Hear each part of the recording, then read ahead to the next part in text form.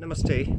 My name is Adyananda, and today I am going to answer the question that has been probably or obviously on many minds, because people messaging me all the time asking me what religion I belong to, what sect I belong to, whether I'm a follower of a certain guru, and why I have strong opinions about some things that may be not considered nationalistic in the Hindu sense of the word in these days, and I think it's time to answer them once and for all. You see, I do believe in consciousness, I do believe in oneness, and I believe this oneness, if you can read between the lines, is found in every religion, in every holy book of the world. That being said, without going in any deeper detail of the religions themselves, I would like to tell you a story.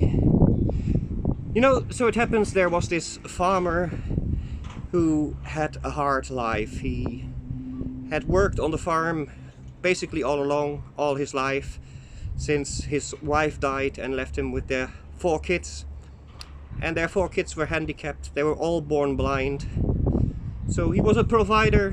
He worked on the land, and to help him he had an elephant that helped him plow the fields. And one day his 4 children gathered around him and asked him, "Dad, please, please, let us help. Let us do something useful. We want to help you." So, well, he decided, after he got home from the fields one day, that he would ask his children to help him clean the elephant. Because obviously the elephant was a bit muddy from the hard work.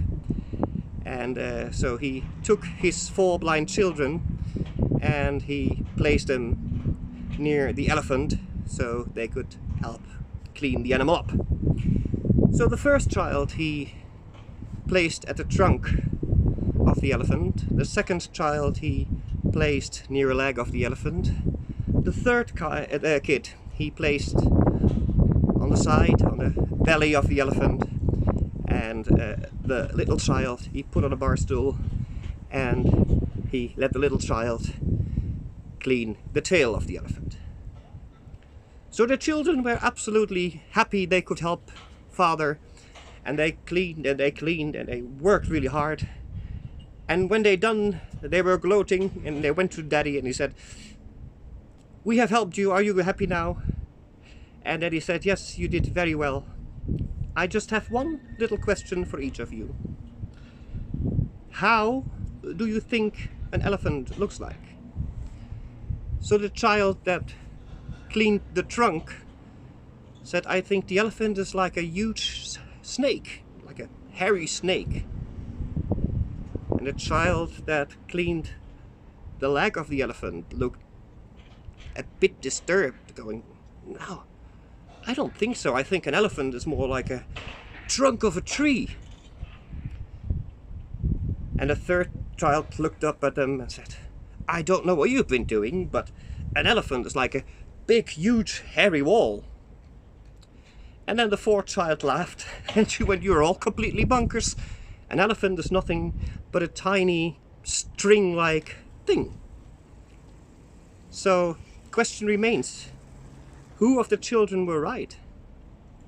Well, the answer is, they were all right. They all had a piece of the truth, but they were too blind to see the big picture.